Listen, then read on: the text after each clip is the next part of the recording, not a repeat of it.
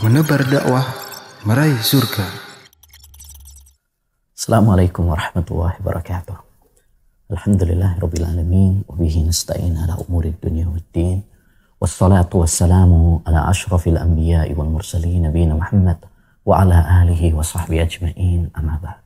Bila kamu ingin menjadi pemuda idaman Islam, pemuda yang diinginkan di dalam Islam, ketahuilah bahwa pemuda Islam itu karakternya, kriterianya, pertama, dia kuat akidahnya. Lihat kisah Ashabul Kahfi, pemuda-pemuda yang demi membela agama dan akidah, mereka meninggalkan kampung halamannya, raja mereka yang penuh dengan kezaliman. Allah sebutkan mereka adalah para pemuda. Innahum fityatun amanu bi rabbihim wa zidnahum huda. Mereka adalah para pemuda, fityah, jamak dari fata. Mereka adalah para pemuda yang beriman kepada Allah Subhanahu wa taala. Jadi kriteria yang pertama adalah mereka kuat akidahnya, kuat imannya kepada Allah Subhanahu wa taala, rela berjuang demi mempertahankan Islam. Lihat para sahabat Nabi SAW dahulu yang pertama kali masuk Islam itu para pemuda. Ya, Sa'ad bin Abi Waqqas, Abdurrahman bin Auf, Mus'ab bin Umair, mereka adalah para pemuda. Yang kedua, karakter kriteria pemuda idaman itu semangat di dalam belajar ilmu agama. Mereka semangat belajar ilmu agama. Karena mereka faham bahwa ilmu agama inilah yang menjadikan mereka mulia di sisi Allah Subhanahu wa taala. Lihat kisah dalam hadis Muslim dari Abu Sa'id Al-Khudri. Ketika Rasulullah menceritakan ada seorang pemuda yang nanti berani menantang Dajjal. Pemuda yang kuat imannya. Salah satu sebabnya dia berani menantang Dajjal dan kuat imannya. Kenapa? Disebutkan, ya, dia mengatakan kepada Dajjal, "Antad Dajjal alladzi haddatsana Rasulullah sallallahu alaihi wasallam." Kamu adalah Dajjal yang diberitakan oleh Rasulullah. Jadi dia tahu dari mana? Dari baca hadis Nabi sallallahu alaihi wasallam, dari belajar ilmu. Demikian juga yang diceritakan oleh Malik bin Huwairis. Dia bersama beberapa rekannya. Wa nahnu syaibah, kata beliau. Kami adalah para pemuda. Kami datang kepada Rasulullah SAW untuk belajar kepada beliau. Ya, tinggal bersama beliau 20 hari lamanya. Ini para pemuda. Mereka semangat untuk belajar agama. Ya. Yang ketiga, kriteria pemuda Islam itu, idaman Islam itu rajin ibadah. Rajin beribadah. Kata Nabi SAW tentang sab'atun yudhilluhum wa fi dhillihi yawma la dhilla illa dhillu. 7 golongan yang akan mendapatkan naungan Allah di suatu hari yang tidak ada naungan kecuali naungannya. Salah satunya apa? Wasyabun nasya'a fi ibadatillah. Seorang pemuda yang tumbuh dalam ketaatan kepada Allah Subhanahu wa taala. Tempat dia adalah masjid, tempat dia adalah majelis taklim, taman-taman surga. Bukan nongkrong di tempat-tempat maksiat dan dosa. Ya.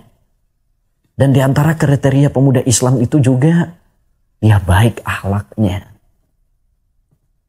Akhlaknya kepada tetangga, akhlaknya kepada orang tua, akhlaknya kepada saudaranya, sahabatnya, kepada orang yang lebih tua darinya, kepada orang yang lebih kecil darinya, dia memiliki akhlak yang baik. Salah satu contohnya pernah dikisahkan oleh Imam Ibnul Jauzi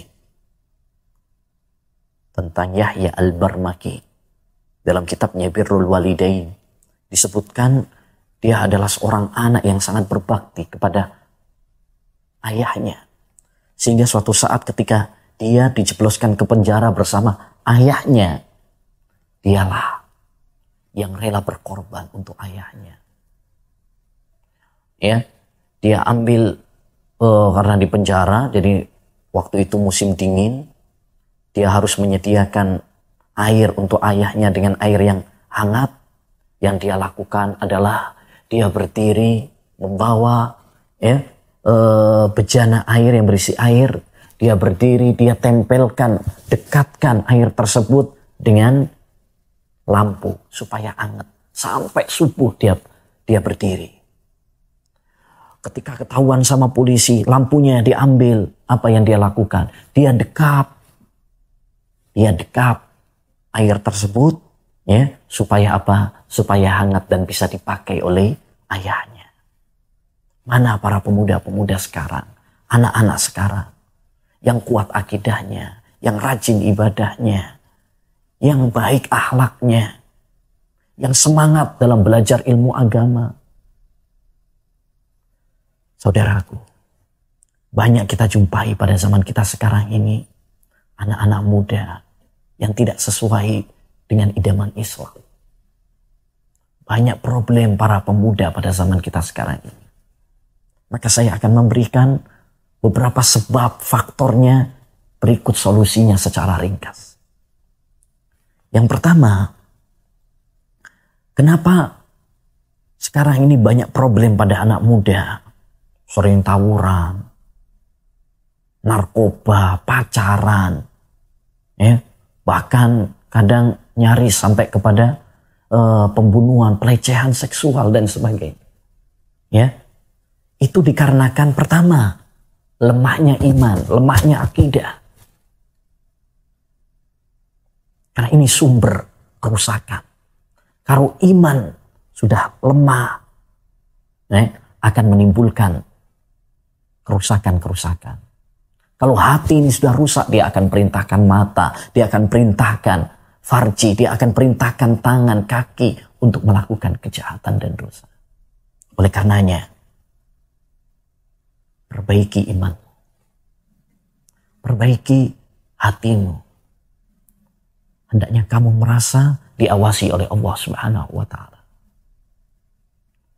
Yakinlah bahwa semua yang kamu lakukan akan kamu pertanggungjawabkan di hadapan Allah. Ya bunayya innaha in takun misqala habbatin min ardin fatakun fi sahratin aw fis samawati aw fil ardi ya'ti biha. Nasihat Luqman kepada anaknya, wahai anakku, andaikan suatu amalan tersebut ya ada di bawah batu atau di langit atau di bumi, semuanya akan dihisab oleh Allah Subhanahu wa Ta'ala. Maka kuatkan akidahmu, kuatkan imanmu, jaga dan lestarikan selalu. Yang kedua, faktor kerusakan pemuda, problem pemuda itu adalah karena malas belajar agama. Ya, banyak sekarang semangatnya belajar ilmu dunia, sampai sarjana, titelnya, gelarnya. Tapi soal agama, ya, titelnya masih TK. Dia lalai tentang akhiratnya. Jangan kamu seperti mereka. Karena kebodohan adalah sumber kerusakan. Kalau kita nggak ngerti tentang agama, jauh dari agama, ilmu agama, kita akan menjadi permainan setan. Kita akan terombang-ambing dalam kegelapan. Kita akan menjadi korban-korban setan dalam dosa dan perbudakannya. Terjerembab dalam jerat-jerat dan belenggu setan. Baik syahwat ataupun syubhat. Banyak para pemuda yang ikut pemikiran-pemikiran sesat dan menyimpang. Yang terjerembab di dalam syahwat. Semuanya karena minimnya ilmu agama. Makanya solusinya adalah bagaimana kamu bersemangat untuk belajar ilmu agama. Dan alhamdulillah sekarang banyak cara untuk belajar ilmu agama. Bisa dengan hadir di majelis-majelis taklim, ya, tablik akbar, bedah buku, bisa juga dengan membaca buku-buku para ulama, bisa juga dengan melihat video-video yang bermanfaat, TV-TV sunnah, radio, artikel-artikel di website ustadz-ustadz ahlu sunnah. Banyak sekarang. Nggak ada alasan bagi kamu untuk malas belajar. Yang ketiga, kebobrokan para pemuda. Faktornya adalah karena masa waktu yang terbuang sia-sia. Waktu yang longgar tidak dimanfaatkan sebaik-baiknya. Dahulu dikatakan oleh seorang penyair, inna syababa wal faragha wal jiddah mufsidatun lil mar'i ayya mufsidah. Sesungguhnya masa muda, semangat yang menggebu, dan waktu yang longgar ini bisa merusak seseorang dengan kerusakan yang maha dahsyat. Ya, maka janganlah kamu menjadi pengacara, pengangguran banyak acara, ya, lontang-lantung ke sana kemari, gak ada pekerjaan. Sibukkan dirimu dengan hal-hal yang bermanfaat, baik untuk dunia ataupun untuk akhirat. Ihris alama yang fauka wasta'in billah. Semangatlah kamu untuk melakukan hal-hal yang bermanfaat bagimu, baik untuk duniamu ataupun untuk akhiratmu. Tinggalkan hal-hal yang sia-sia, yang tidak bermanfaat bagimu. Isi hari-harimu, waktu-waktumu dengan hal-hal yang bermanfaat.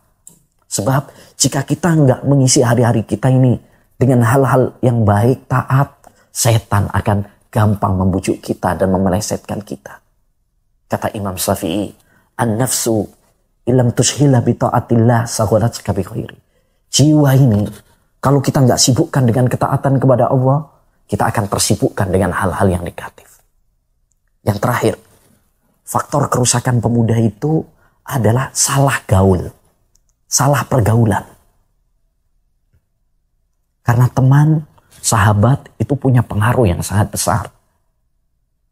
Betapa banyak anak muda yang tadinya baik, lugu, ahli ibadah, semangat belajar agama, tapi menjadi rusak gara-gara teman. Banyak anak lebih dekat sama temannya daripada orang tuanya. Kalau dia berteman dengan orang-orang baik, akan jadi baik. Kalau dia berteman dengan orang-orang yang rusak, jadi rusak. Kalau dia berteman dengan orang-orang yang suka punya kepercayaan mistik, nanti diajak ke dukun, ya, diajari ilmu pelet, dikasih jimat dan sebagainya. Kalau dia berteman dengan orang-orang yang pemikiran khawarij, suka mengkafirkan, ya nanti diajari, ya, ngerakit bom, diajak ikut gabung ISIS dan sebagainya. Maka cari teman yang bisa menyuburkan iman. Cari teman yang bisa menggandeng tanganmu menuju surga. Yang mengingatkan kamu tatkala kamu salah, lalai, hilang. Rasulullah SAW pernah bersabda, Al-mar'u ada dini khalili, falyandur ahadukum man yukhalif. Seorang itu berdasarkan agama temannya. Hendaknya kamu perhatikan, ya, dengan siapa kamu berteman. Lihat dalam Al-Quran saja, ketika Allah mengkisahkan Ashabul Kahfi, Allah sebutkan anjingnya. 6 orang, 7 orangnya, yang ke-7 adalah anjingnya. Kenapa disebutkan anjing? Para ulama mengatakan karena anjing itu selalu menemani pemuda Ashabul Kahfi. Anjing saja dapat kecipratan berkah karena berteman dengan orang-orang yang baik. Sehingga dibaca di dalam Al-Quran sampai kiamat nanti. Apalagi kita kalau berteman dengan orang-orang yang baik. Ya, jadi hindari teman-teman yang buruk, ya, pilih, selektiflah kamu di dalam mencari teman supaya kamu selamat dunia akhirat.